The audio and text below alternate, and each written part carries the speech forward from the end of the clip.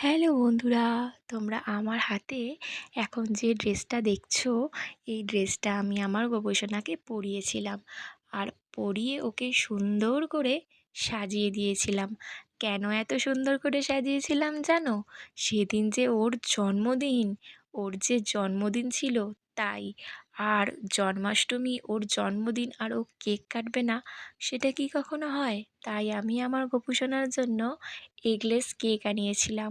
আর কেকটার মধ্যে কিন্তু ওর নামও লিখে রেখেছিলাম গপু। তো আমি কিন্তু কেক কাটবে বলে আমার গপু সোনা ছোট্টভাবে রেডিও হয়ে নিয়েছিলাম। রেডি হয়ে যাওয়ার পরে আমি আমার গপু সোনাকে কেকটা দিয়েছিলাম। আর দেখো, আমার গপু সোনা নিজের হাতে কেমনভাবে কেকটা কাটছে। তোমাদের কেমন লাগলো আমার এই গপু সোনার কেক কাটার ভিডিওটা অবশ্যই জানিও। আর কমেন্ট করো রাধে রাধে। এখানে আমি, আমার মেয়ে আর গপু সোনা আমরা তিনজনে মিলেই ওকে কেকটা কাটাচ্ছিলাম। তো যাই হোক, সবাই ভালো থেকো, সুস্থ থেকো। টাটা।